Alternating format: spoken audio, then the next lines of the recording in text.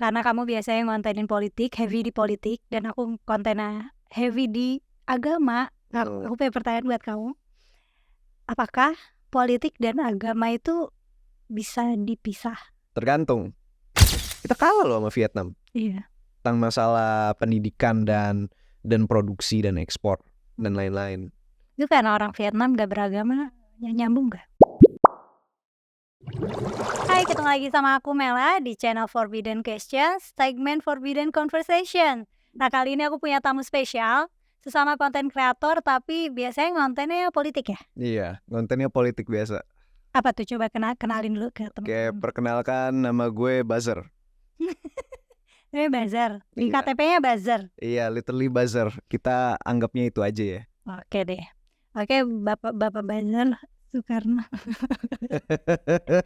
Biasanya ngonten di mana, Pak? Biasa ngonten di Base Indonesian Show sih. Jadi konten kita itu Di YouTube. di YouTube itu konten politik, kadang di TikTok juga sama di Instagram sih.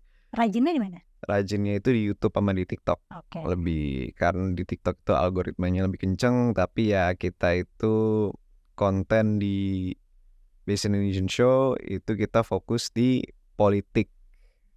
Lebih mengarahnya itu kepada demografinya itu lebih mengarah kepada milenial yang lebih muda, Gen Z dan Gen Alpha yang lebih tua. Tapi aku lihat headers channel YouTube-nya kayak channel ini Wibu Gamer gitu. Oh iya, emang itu salah satu salah satu marketingnya ya seperti itu. Gitu. Iya. Nah, karena kamu biasanya ngontenin politik, heavy di politik, dan aku kontennya heavy di agama. Aku punya pertanyaan buat kamu. Apakah politik dan agama itu bisa dipisah? Tergantung.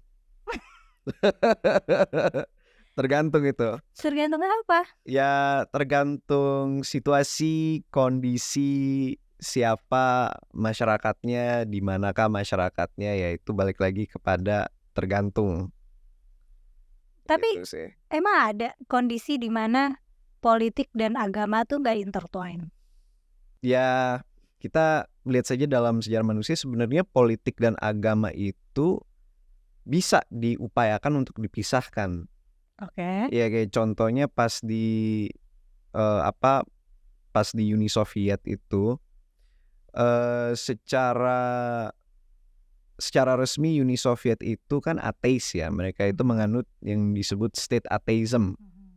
Ya, tapi memang beberapa masyarakat di Uni Soviet itu masih memeluk ya ortodok, keyakinan ortodok. Tetapi di Uni Soviet sendiri itu tidak ada yang namanya politik agama. Jadi karena negaranya itu secara resmi ateis, tidak mengakui adanya Tuhan, ya politik agama itu sulit berkembang di situ. Kita lihat juga di Cina semenjak revolusi budaya itu ya masih sih banyak yang memeluk agama Buddha, keyakinan Buddha, keyakinan Konghucu, keyakinan Tao. Tapi agama itu bukan lagi menjadi salah satu landasan politik dalam praktek negara itu. Tapi berarti pemisahan agama dan politik itu bisa diupayakan, Bisa tapi diupayakan. apakah realistis? Ya kita balik lagi lihat kepada kepada masyarakatnya. Tergantung dari bagaimana masyarakatnya itu memeluk agama. Contoh ada ada di Amerika ya. Ya tentu Amerika itu kalau misalkan kita perhatikan dalam institusinya, dalam konstitusinya dan segala macam, kata God, Tuhan itu berperan sangat besar dalam pembentukan Amerika Serikat. Seolah-olah seperti Tuhan sendirilah yang memberikan kemerdekaan kepada Amerika Serikat. In God we believe, in God we trust, God bless Amerika, jargon-jargon seperti itu ada di Amerika Serikat. Itu artinya ya agama itu ada di dalam perpolitikan Amerika, tetapi masyarakat Amerika itu kan tidak terlalu beragama mereka, walaupun mereka mempunyai keyakinan. Tetapi dalam diri sendiri mereka Tidak terlalu beragama tuh maksudnya tidak berperilaku sesuai acuan agama. tidak berperilaku sesuai dengan acuan agama, mungkin lebih spesifiknya ya. Atau mental attitude-nya, maksudnya enggak Lebih terlalu. kepada kalau gue sih ngelihatnya lebih kepada mental attitude-nya.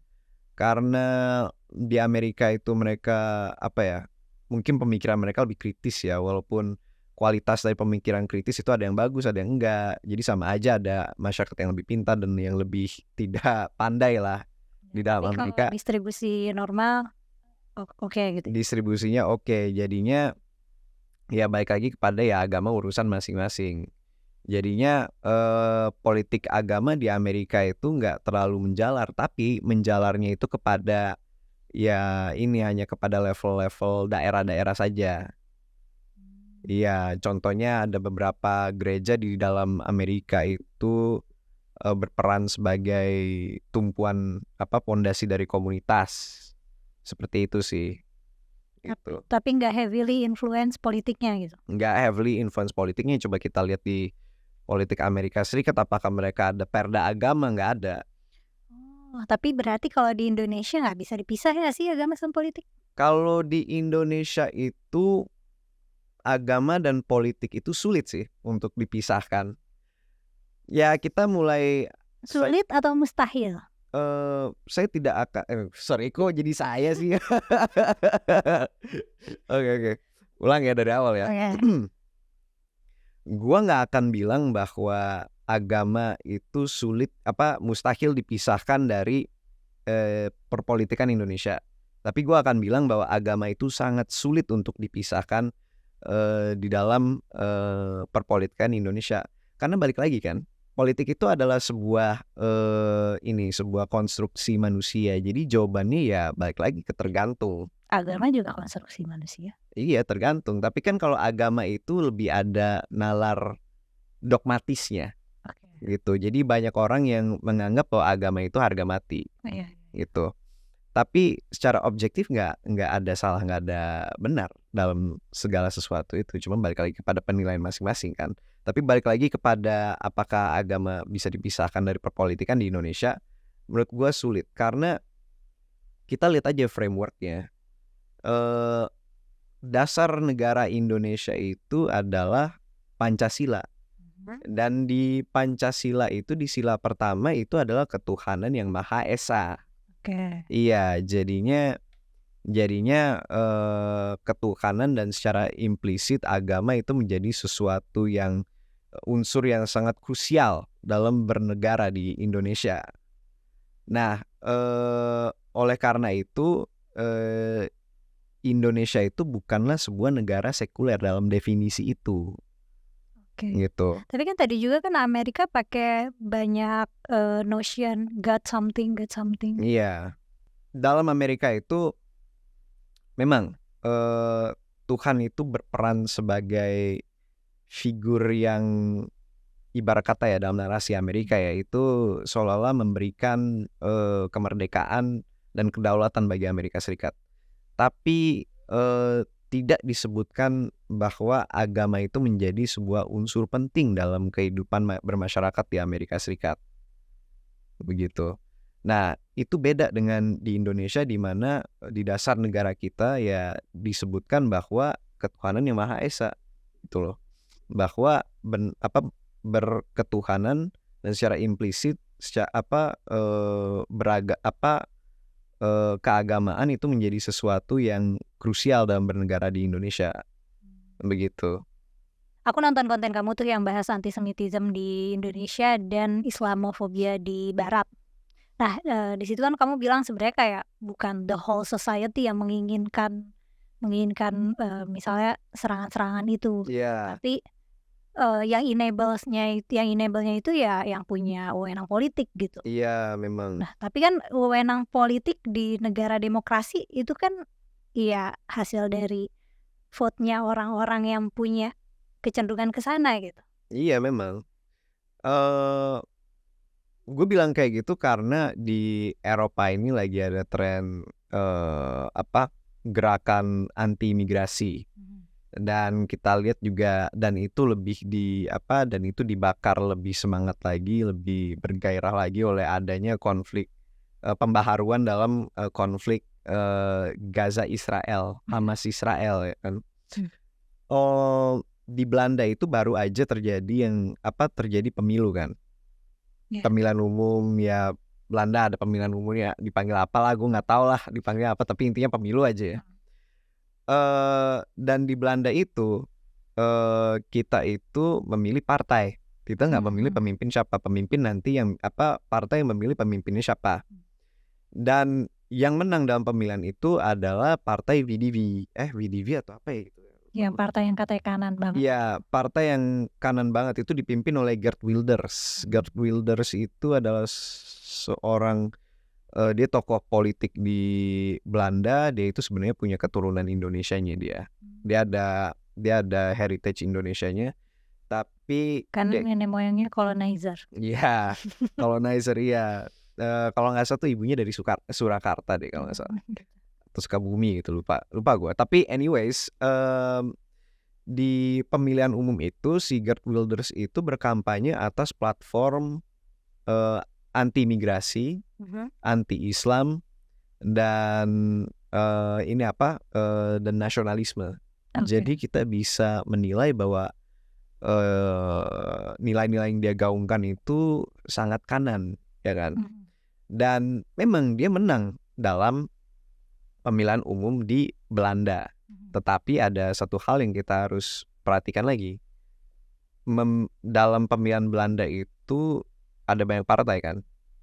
Jadi yang menang belum tentu mayoritas. Dia memang menang gitu. Tapi dia itu suara minoritas. Iya. Iya, kebayang. Iya, kebayang kan? Jadi contohnya dalam 100% dia itu cuma menang 30%. Mayoritas itu harus 60%. Iya, dan mayoritasnya kesebar di ideologi lain. Di partai-partai lain. Ya, partai-partai kiri kanan Belanda lainnya lah. Dan di sini dia itu dan kalau misalkan kita memang bilang bahwa itu menjadi pilihan dia menang ini adalah cerminan dari apa yang masyarakat ingin. Dengan dalam framework perpolitikan Belanda ya ini artinya yang kita bisa pahami adalah masyarakat itu ingin hal-hal yang lain, ingin prioritas yang lain. Berarti ini belum tentu nih menjadi sesuatu yang mereka inginkan gitu.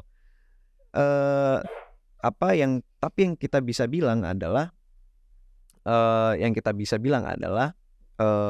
partai ini mampu untuk mengambil suara-suara voter kanan gitu, tapi sisanya kesebar kemana-mana, masih beda gitu loh. Jadi ini bukan yang mayoritas inginkan. Nah, oleh karena itu Geert Wilders dan partainya itu dia itu harus membuat sebuah koalisi dalam pemerintahan agar mereka bisa menjadi pemerintah di Belanda.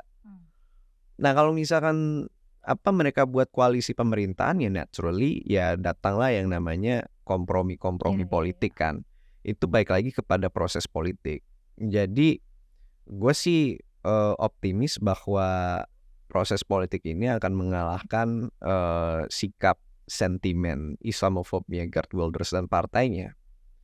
Karena itu menjadi tolak belakang bagi banyak sekali partai gitu loh yang ada di Belanda gitu. Tentu itu bukan yang mereka mau gitu. Kalau misalnya di kasus yang di Belanda itu sama tren di negara barat sekarang itu emang kayak Islamofobianya tuh kayak lagi ramai banget. Maksudnya kelihatan sampai grassroots nggak? Apa ramai di perpolitikan aja, ramai di campaign aja? Maksudnya mereka melakukan aksi apa atau apa gitu? Nah itu gue harus melihat lebih dalam lagi sih itu sampai ke level akar rumputnya. Cuman yang gue bisa bilang adalah sentimen Islamofobia itu cukup signifikan dalam perpolitikan Barat sampai itu menjadi sebuah platform politik untuk mendapatkan suara. Baik lagi kan yang namanya dalam negara demokrasi membutuhkan suara kan ya. Dan pasti mereka itu mencari ya bagaimana kita bisa memarket partai kita lebih luas ya. kalau misalkan mereka ini adalah pesan-pesan yang mereka gaungkan, berarti ya signifikan dong. Cuman kita harus melihat lagi bahwa perpolitikan Barat itu dipisahkan atas perpolitikan yang ada di Amerika dan perpolitikan yang ada di Eropa. Walaupun keduanya perpolitikan Barat dan hampir mirip, mempunyai etika dan nilai norma-norma yang sangat mirip ya, tapi sebenarnya mereka itu beda secara sistematis, secara strukturnya. Nah, kalau Islamofobia itu sepertinya lebih menjalar di Eropa, di mana pengaruh dari Islam tuh lebih kerasa di situ. Iya, semenjak 2015 itu kan adanya Jerman itu mengusulkan pembukaan border di Uni Eropa kan. Iya kan. Terus udah gitu akhirnya datang tuh banyak imigran-imigran. Nah, rata-rata imigran-imigran itu datang dari Afrika Utara dan Timur Tengah, yang notabene-nya kebanyakan dari mereka Islam. Dan semenjak itu terjadi kenaikan angka kejahatan, mulai dari penyelundupan manusia, kekerasan geng, dan pemerkosaan. Itu semua naik tuh di Eropa. Ditambah lagi ada sebuah realitas sosial yang berbeda. Jadi karena datangnya imigran ini secara berbondong-bondong, jadi mereka juga membawa norma-normanya juga mereka dengan mereka gitu loh.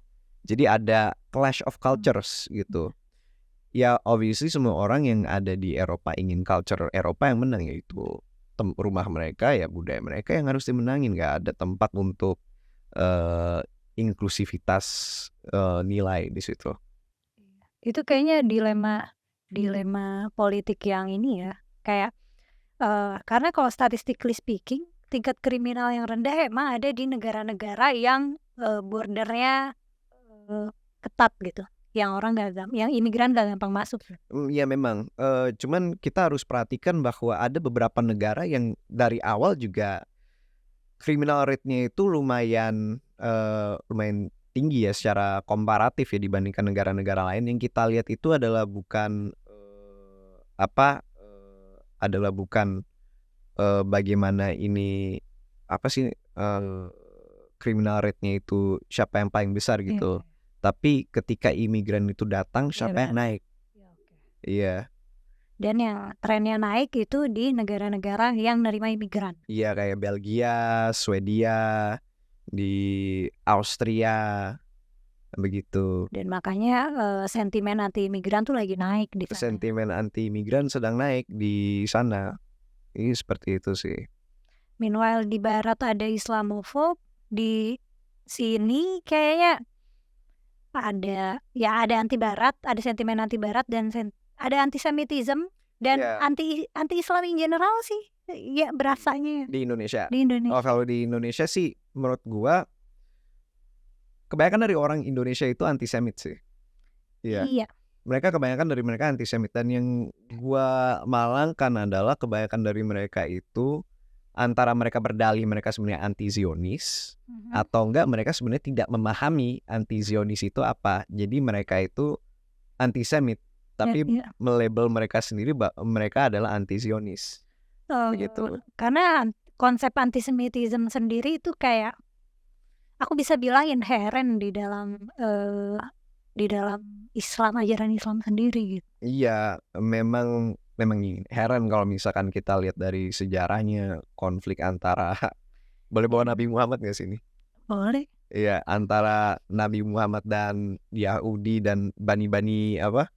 Bani keturunan Yahudi. Ya, keturunan Yahudi itu sering konflik kan dalam sejarahnya itu kan. Dan jadinya di teks-teks sucinya ada sentimen antisemitism tuh ada. Memang seperti itu, dan ujung-ujungnya itu mempengaruhi mentalitas khususnya orang Indonesia ya, dalam antisemitism. Kenapa gue bilang orang Indonesia itu anti-Semite bukan anti-Zionis ya, dan mereka sering bilang mereka itu anti-Zionis tapi mereka itu anti-Semite. Ya kita lihat aja dari contoh gampangnya, ada gerakan Yahudi kan di Indonesia tapi itu malah digusur. Kayak ada sinagog di Surabaya digusur. ada mereka baru buka ini sinagog dan museum Holocaust juga di daerah-daerah sana tuh Sulawesi tuh. Itu juga mendapat mendapat backlash yang lumayan signifikan juga dari itu masyarakat bukan Indonesia. Zionism. Bukan Zionism, itu Yahudi. Begitu. Jadi janganlah kau panggil diri lu sendiri sebagai anti Zionis kalau misalkan orang Yahudi juga lu sikat gitu.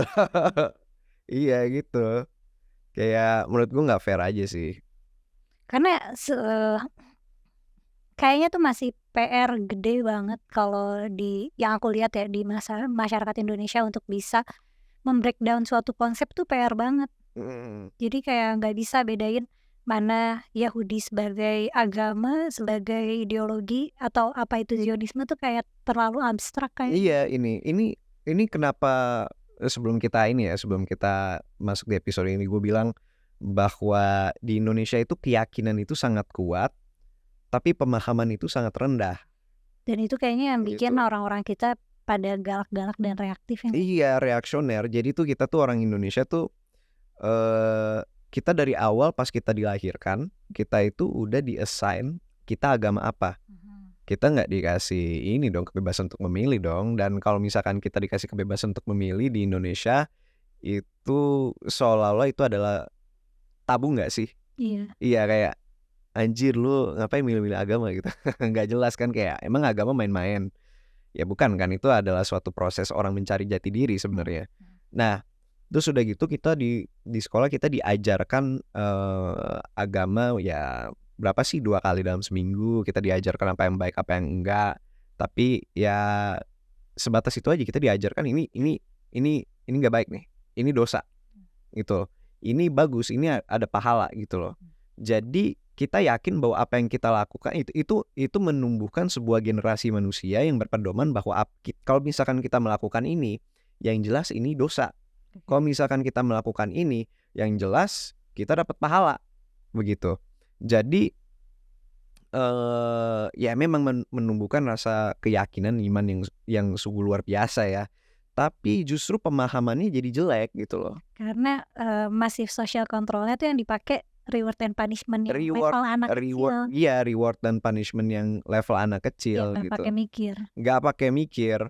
Dan ini yang menurut gue apa yang dibilang oleh Tan Malaka di Madilog ya, sebagai ini adalah logika mistika gitu, bahwa orang Indonesia itu kebanyakan mengedepankan hal-hal yang irasional. Irasional dalam arti apa?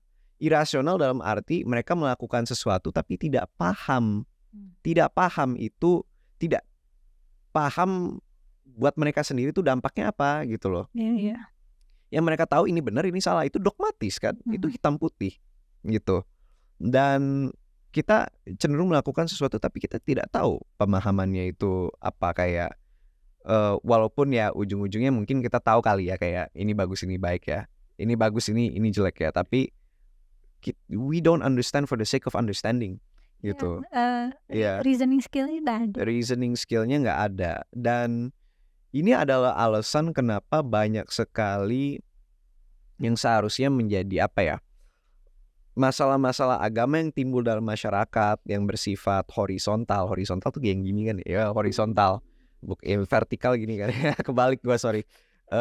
Horizontal itu sering menjalar karena segala sesuatu yang bisa diselesaikan secara dialog malah menjadi sebuah kerusuhan. Karena untuk bisa dialog sendiri butuh keterampilan dan kebijaksanaan yang mana nggak ada. Iya, yang mana nggak ada. Dan seharusnya kan ini kan di level pendidikan dan bermasyarakat itu dijelaskan bahwa dialog itu sungguh dibutuhkan gitu.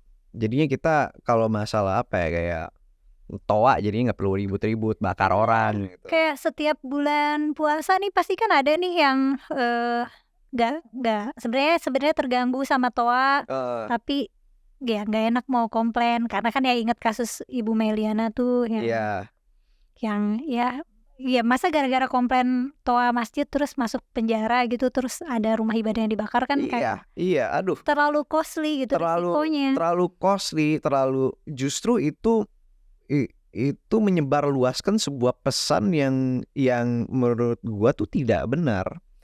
That sends a very wrong message. Sebuah pesan yang sangat salah bahwa rata-rata orang Muslim di Indonesia itu seperti ini. Kalau ketika mereka dikritik, ketika mereka mau diajak diskusi atau ada senggolan dikit langsung kayak gini gitu loh. Jadi kayak kalau agama dikritik dikit kayak iya, gitu.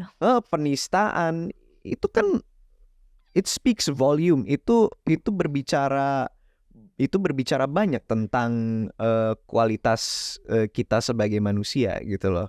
Bahwa kita itu gak bisa diajak berdialog, segala macam harga mati. Seharusnya ada dulu nih yang namanya dialog. Kalau misalkan nggak ada dialog, nggak ada kompromi dan lain-lain, silakanlah harga mati gitu loh. Nggak ada prosesnya gitu. Dan ini balik lagi kepada ya kenapa agama dan politik itu tidak bisa sulit dipisahkan dari Indonesia, karena sudah menjalar ke dalam akarnya, ke dalam radiksnya gitu. Dari landasan sendiri kita adalah sebuah negara yang tidak sekuler ya. Sekuler itu ada 3 pembagiannya. Okay. Yang pertama ada negara yang pertama adalah simbiotik, yaitu antara nilai dan antara agama dan negara itu saling ada give and take, ada kasih-kasihan. Ada yang namanya itu skema di mana kayak priest atau ulama dan pemerintah itu kerjasama gitu ya? Ya, kurang lebih seperti itu. Jadi kayak negara dan agama ada, dan mereka itu saling give and take. Ada yang ada yang integrasi, bahwa agama dan negara itu satu, seperti ya Iran, sebuah negara teokrasi ya. Itu bukan sesuatu lagi yang bisa dinegosiasi bahwa Iran itu teokrasi ya. Itu udah bersatu tuh, dimana klerikalnya, ulamanya itu menjadi pemimpin negara. Dan yang terakhir itu separatis gitu loh, bahwa agama dan negara itu ada dan dipisahkan. Jadi nilai-nilai, norma-norma agama itu tidak masuk ke negara, dan bagaimanapun juga sebaliknya gitu. Kita masuknya kemana? Kalau menurut gua Indonesia itu masuknya ke simbiotik. Iya, karena kayak ada MUI. Iya, ada institusi-institusi seperti MUI, ada lembaga ada organisasi masyarakat seperti Nahdlatul Ulama dan Muhammadiyah, dan partai-partai juga seperti PKS, PKB, PAN, Partai Umat. Banyak sekali institusi agama, tapi mereka belum tentu ya ikut andil dalam pemerintah, tapi mereka memberikan nilai. Iya. Dan karena kita adalah negara yang non sekuler simbiotik, ya pada akhirnya kita itu menerima bahwa institusi-institusi ini penting ada di Indonesia gitu loh. Ini adalah menjadi salah satu bagian dari way of life kita gitu. Dan agama itu juga sudah lama berperan di Indonesia. Ada yang namanya konsep divine kingship, bahwa dewa-dewa mengkaruniai raja-raja di Indonesia gitu loh, dari Hindu, Buddha dan lain-lain gitu. Dan ya ini berpengaruh besar dalam kebudayaan kita sebagai negara Indonesia. Jadi sulit untuk Indonesia melepaskan agama sebagai bagian dari politik, karena sudah mendarah daging. Kalau misalkan kita menghapuskan ya agama ya dari politik ya, kosnya terlalu gede, Kak. Kosnya sangat gede. Kenapa? Karena banyak sekali lembaga-lembaga dan kepentingan-kepentingan yang memakai platform agama gitu. Di dalam pemerintahan ada Kementerian Agama. Itu nanti orang-orangnya kemana? Kalau misalkan agama dipisahkan. Ada beberapa partai politik seperti PKB, PKS, PBB, P3 gitu. Kalau misalkan agama dipisahkan dari perpolitikan, mereka pada pindah ke partai mana gitu loh. Jadi selain adanya sebuah unsur, ya ini cara kita, this is our way tapi ada juga unsur ketergantungan gitu. Karena Ada berubah itu nggak berubah nggak itu enak, nggak enak, nggak nyaman. nggak nyaman. Berubah itu tidak bisa terjadi dalam waktu overnight, dan kalau misalkan berubah juga nggak mungkin juga damai gitu. Pasti banyak pertikaian yang muncul dari situ. Lagian buat apa juga berubah? Emang kalau misalnya berubah jadi Indonesia berubah jadi lebih sekuler akan lebih baik gitu? Akan lebih kayak good governance and good society? Ya, yang penting sih kalau menurut gue sih ya Kak, mau kita ada agama dalam politik atau tidak, itu baik lagi kepada good governance, kepada apakah pemerintahannya itu baik atau buruk. Apakah kita berhasil mendidik sebuah masyarakat untuk berpikiran rasional dan bernalar baik dalam menjalankan sebuah pemerintah dan sebuah bangsa gitu. Jadi mau ada agama dalam politik atau tidak, itu menurut gua nggak ada salah, nggak ada benernya. Itu balik lagi kepada efek kepada good governance. Tapi yang gue bisa bilang, apakah agama itu harmful bagi masyarakat Indonesia? Itu kalau misalkan segala sesuatu itu harmful bagi bangsa, ya logisnya sesuatu hal itu berhentilah, diputuskan saja lah gitu. Itu pertanyaannya, apakah agama itu harmful bagi masyarakat Indonesia? Oke. Tadi kan kamu sempat bilang pokoknya government-nya itu pakai akal sehat dan nalar yang baik gitu ya. Iya. Tapi kan sebenarnya requirement-nya bukan agama ya. Nah, dan apakah agamanya itu baik? Jadi mikir lagi, maksudnya kayak being religious itself tuh kayak bukan hal yang buruk, tapi di Indonesia aku jadi ngelihat masyarakat kita banyak yang religiously toxic. Iya, religiously toxic, sumpah. Kalau misalkan ya segala sesuatu toxic, ya udah copot aja gitu loh. Agama toxic nih gitu loh. Elah nih kaum Real Madrid nih kerjanya nih demo-demo terus nih gitu. Tapi mungkin nggak sih, maksudnya toksiknya itu bukan karena agamanya, tapi karena rendah literasi dan pemahaman. Iya, itu adalah alasan, itu adalah menurut gue itu alasan yang paling utama gitu. Kenapa kalau misalkan literasinya rendah ya, ya otomatis orang-orangnya jadi kayak gini lah. Mereka dogmatis, hitam putih segala macam, harga mati, nggak bisa diajak diskusi, nggak bisa diajak nalar. Apa-apa harus sesuai dia. Ya rendahnya permasalahan Indonesia itu, kalau menurut gue itu bukan terletak pada agama, tapi terletak di kurangnya literasi.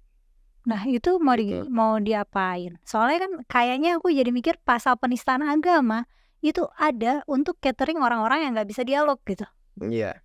Dan untuk ngupgrade literasi itu kan PR panjang ya. Kalau misalnya ya udah agama cabut aja, ya diganti apa gitu. Sedangkan social control yang kita tahu efektif nih buat masyarakat prematur ini ya agama gitu kan, dikasih tahu ini dosa, ini pahala gitu. Iya. Orang MUI aja baru ngeluarin fatwa misalnya haram bakar hutan. Masa harus dihukumin, harus dilabelin haram baru?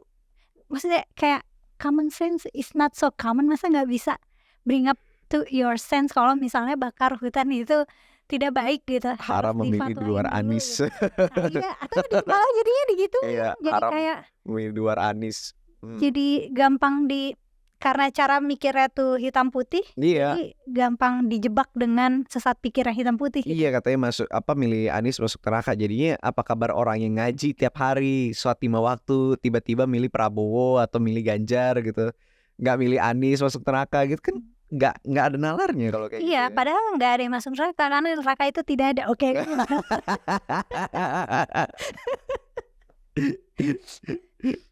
Oke, berarti tapi berarti PR-nya apa kalau misalnya masalahnya ada di literasi? PR-nya diapain gitu? Ya PR-nya itu nggak dari pemerintah bisa ngapain? PR-nya itu nggak satu arah ya, tapi PR-nya itu banyak sekali. Karena seperti yang gue bilang ini kita itu di level non-secular simbiosis. Oke. Jadi banyak sekali unsur-unsur agama itu udah masuk ke cara-cara negara nih. Dan dulu kita bisa untuk nge-pushback masalah kayak gini, tapi sekarang kita susah untuk nge-pushback karena seperti yang Kamela bilang ada pasal penistaan agama dan lain-lain ya. Itu menjadi sangat sulit sekali untuk dilawan gitu loh. Jadi ini harus dimulai dari dari banyak arah. Itu yang pertama, peningkatan mutu pendidikan dan literasi. Kita itu harus fokus mendidik karakter-karakter yang berpikiran kritis. Bukan karakter-karakter yang berpikir nasionalis, agama gitu, Allahu Akbar gitu, bukan kayak gitu. Itu nggak boleh ya, Allahu Akbar ya. Enggak, aku tadi nambahin boom, Allahu Akbar. Oh iya, mungkin ya, oke, I see. Bukan kayak gitu. Kita harus, masa-masa itu udah berlalu lah. Mau orang sekritis apapun ya, gue akan belak-belakan aja. Orang Cina Indonesia ya, yang bahkan tuh dia mungkin nggak lancar bahasa Indonesianya, dia lebih merasa diri sendiri Indonesia daripada dia merasa diri sendiri Cina, gitu loh. Jadi nggak perlu ada pendidikan karakter seperti itu, karena orang sudah tahu mereka itu ya Indonesia nih ya, NKRI harga mati gitu loh. Nggak perlu lagi ada penumbuhan karakter yang dogmatis. Tapi aku jadi mikir nasionalisme tuh buat apa ya? Nasionalisme. Maksudnya dia pendidikan karakter gitu, ngajarin nasionalisme itu buat apa ya? Ya itu untuk menjadikan, untuk dogmatis, untuk membubuhkan yang seperti Kamela bilang, ini adalah sebuah form of social control yang sangat primitif. Oke. Iya, untuk menumbuhkan sebuah blind obedience bahwa ya. Jadi metodenya kayak metode dogma agama juga gitu. Iya, kurang lebih. Interesting. Seperti itu gitu loh. NKRI harga mati. Agama jihad gitu loh. Kita adalah sebuah masyarakat yang dalam 20 tahun lagi diprediksikan kita akan menjadi sebuah negara maju. Gitu loh. 2045 Indonesia emas 2045 Indonesia emas.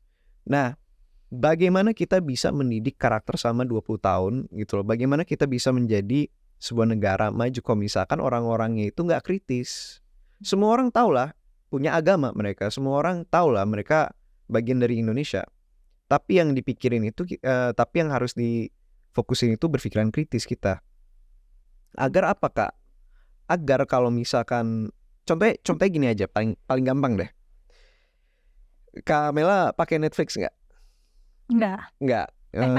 Pakai Netflix Kak? Ya, Kamela pakai Netflix. Kalau misalkan Kamela nggak suka fitur Netflix, Kamela dumel kan, pasti nulis komplain ke Netflix apalah gitu loh, ngetweet lah inilah. Atau unsubscribe aja. Iya, unsubscribe gitu loh. Gitu-gitu kan, gampang kan. Bukan Kamela telen enak-enak gitu loh, telen mentah-mentah. Tapi seenggaknya Kamela ada kritis. Jangan manggil kakak dong. Iya.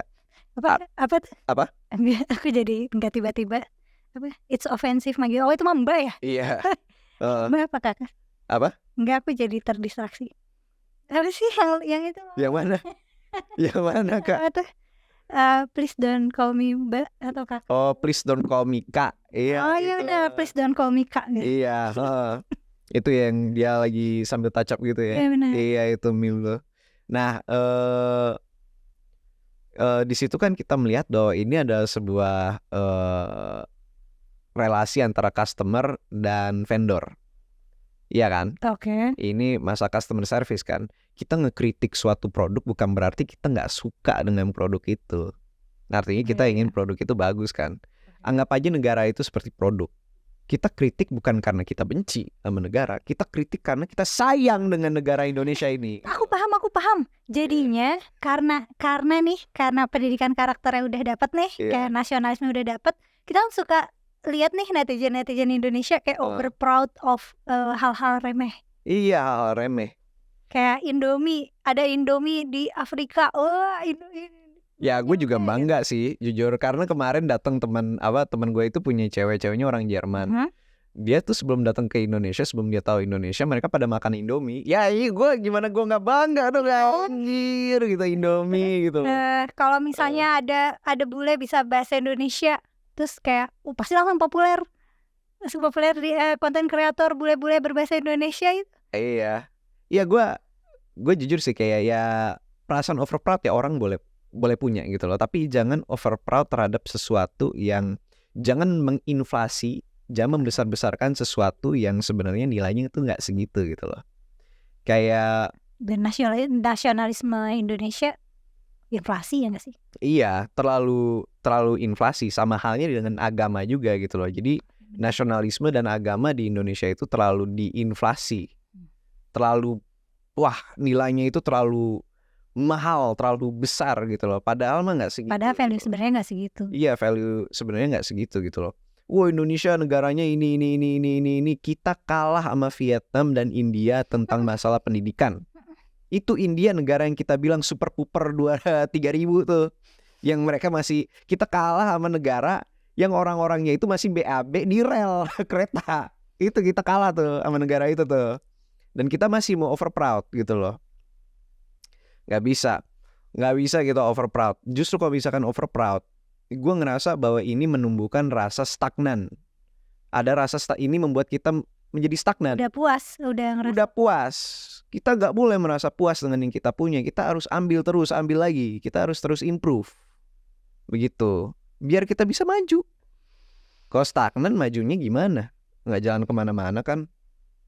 Kita kalah loh sama Vietnam. Iya. Tentang masalah pendidikan dan produksi dan ekspor dan lain-lain. Itu karena orang Vietnam gak beragama, nyambung gak?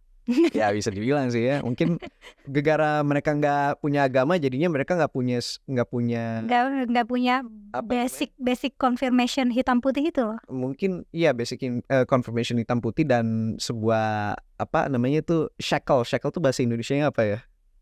Shackle, ikatan-ikatan. Ya, ikatan-ikatan atau batasan-batasan itu gitu loh. Ya, yang hold back critical thinking. Ya, yang hold back critical thinking memang seperti itu ya. Tapi di sini gue juga pengen bilang, kan kita juga punya agama, kita juga punya keyakinan, kan juga masih bisa critical thinking. Nggak ada yang namanya, kalau misalkan nggak ada seperti itu, nggak ada yang namanya periode Islam emas. Pas Baghdad jadi ibu kota filsuf Islam gitu, pas Islam itu memegang poros matematika, kesehatan dan lain-lain dalam dunia. Tapi konsep mereka akan ketuhanan ntar ini kepanjangan udah. Iya. Nggak kayak kita sekarang. Maksudnya saat itu diskusi teologis tuh juga aktif dilakukan. Aktif. Jadi nggak pada panasan orangnya. Nggak pada panasan. Dulu tuh orang tuh penasaran akan sebuah alamiah Tuhan dan alam semesta. Meskipun jadi ada konfliknya juga sih. Maksudnya tetap sih ketika ada perdebatan paling gak penting, apakah Quran itu makhluk atau kayak gitulah yang bikin runtuhnya Islam. Jadi sebenarnya apa aja konsep-konsep nggak jelas itu semakin diperdebatkan semakin chaos. Iya, makanya segala sesuatu harus ada balance. Harus ada balance. Jadi dari observasi Bapak ya. Tadi kamu panggil don't call me. Please don't call me Kak. Dari observasi kamu, ini dari sistem politik di dunia ini sebenarnya yang ideal tuh yang kayak gimana? Apa harus kayak Swiss? Yang nggak ada pemimpin gitu ya? Yang demokrasi yang kayak gitu. Negara yang ideal adalah negara yang mampu. Aduh, gue jadi lupa bingung apa. Gak ada negara yang ideal. Sorry. Oke. Negara ideal itu adalah menurut gue ya, negara yang dimana orang ya bisa makan, bisa hidup dan aman. Udah gitu. Banyak dong itu negara ideal mah. Berarti jawabannya adalah tergantung. Karena variabelnya terlalu banyak dan kompleks. Apalagi di negara Indonesia ini yang kita tuh sangat majemuk ya. Banyak orang beda agama, beda etnis, beda budaya di kanan kiri gitu. Ya tentu kalau misalkan kayak gitu logikanya ya semua pulau di Indonesia, semua bagian Indonesia udahlah jadi negaranya aja sendiri. Tapi kan enggak, kita jadi negara satu, kita mencoba mencari sesuatu yang kemiripan dari perbedaan itu. Ya baik lagi Bhinneka Tunggal Ika kan. Oke. Berbeda-beda Secara jargon itu udah idealis sekali ya. itu udah idealis sekali ya. Pancasila itu bukan sebuah kenyataan tapi sebuah aspirasi. Aspirasi untuk mencapai itu gitu loh. Dan menurut gua ya, selama negara itu bisa membuat masyarakatnya sehat secara fisik, rohani, ya secara jasmani, rohani dan mental, ya itu adalah menurut gua negara yang ideal mau apapun itu. Negara yang itu sistem politiknya. Iya, negara yang mempunyai good governance. Dalam perdebatan ya good governance versus demokrasi, ya gue memilih good governance. Ini bukan jawaban yang mutlak tapi bahkan misalnya komunisme pun kalau misalnya good governance berarti itu ideal aja. Iya, ideal aja gitu loh. Kalau mau ada agama jadi bagian dari politik atau agama tidak menjadi bagian dari politik, ya itu ya bisa aja gitu loh. Oke. Berarti kalau kamu bisa meramal dengan tarot gak ya? Kalau kamu mau prediksi atmosfer perpolitikan Indonesia nih arahnya kemana nih? Ini akan menjadi suatu fenomena yang mungkin sangat menarik untuk dilihat ya di masa depan ya, karena ada sebuah kesenjangan ideologis antara kaum-kaum. Di sini gue akan membedakan sesuai dengan generasi ya, generasi sosial. Kaum-kaum silent generation, generasi baby boomer dan Gen X itu generasi tua. Milenial, Gen Z dan Alpha itu akan menjadi generasi muda yang akan mewarisi Indonesia. Nah, itu ada kesenjangan secara ideologis di situ. Apa senjangan ideologisnya menurut? Karena kaum tua itu cenderung untuk lebih pragmatis. Iya, mereka lebih pragmatis dan mereka juga menurut mereka gua, hidup sebelum era digital juga. Mereka hidup sebelum era digital, jadi informasi mereka masih ada bias informasi yang sangat tinggi. Gitu loh. Jadi kalau misalkan ya informasi pertama yang mereka masuk ya ini yang benar nih, gitu loh. Itu mereka nggak ada pilah-pilah. Nah, kalau misalkan kita, karena kita terekspos dengan sangat banyak sekali informasi ya, dan kita lebih mudah untuk menggali dan menerima informasi, akan budaya politik di Indonesia akan berubah, di mana Indonesia itu bukan lagi sebuah negara yang dikuasai oleh hanya kepentingan semata, tetapi juga sebuah idealisme. Jadi ke depannya kalau misalkan ini nih kaum muda nih ya semangatnya tidak patah dan mereka terus trust the process, suatu hari ya kita akan menjadi negara yang ya bagus begitu. Bagus dalam arti kualitas manusianya, menggunakan nalar yang baik. Agama bukan lagi menjadi bahan dalam permasalahan masyarakat. Ras bukan lagi menjadi bahan permasalahan masyarakat. Jadi konflik-konflik yang dipicu agama tuh udah mulai pudar, dan juga permasalahan politik ada waktunya di mana kita nggak pakai agama dan kita memakai agama. Begitu. Jadinya seperti itu ke depannya buat Indonesia. Tapi kalau untuk di Indonesia agama dan politik itu fix nggak akan bisa dipisah. Sulit untuk dipisah, dan ke depannya kita itu akan merekontekstualisasikan peran agama dalam politik Indonesia. Pasti agama itu akan terus ada di Indonesia sebagai identitas kita. Terutama ini adalah salah satu sarana menyatukan negara Indonesia ya, yang berapa 80% ya atau 70% isinya mayoritas orang Islam. Aduh, udah nggak dipapai. Iya, tapi mayoritas orang di Indonesia itu Islam. Mereka itu menyatukan dari beda ideologi dan beda etnis dan beda budaya. Itu salah satu alasan untuk menyatukan Indonesia. Kedua, itu adalah juga menjadi kartu kita untuk berdiplomasi dengan negara-negara Islam lain. Iya. Oke. Itu jadi contohnya ke dunia Arab, kita mau dapat naik kuota haji, Benar. potongan minyak murah, Benar itu pakai kartu aja Islam.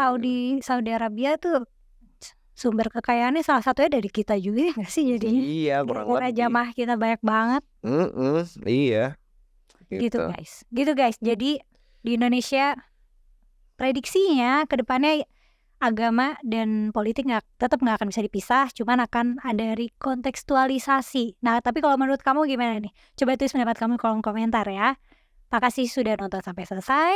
Makasih Bazar udah bersedia jadi tamu aku di channel ini.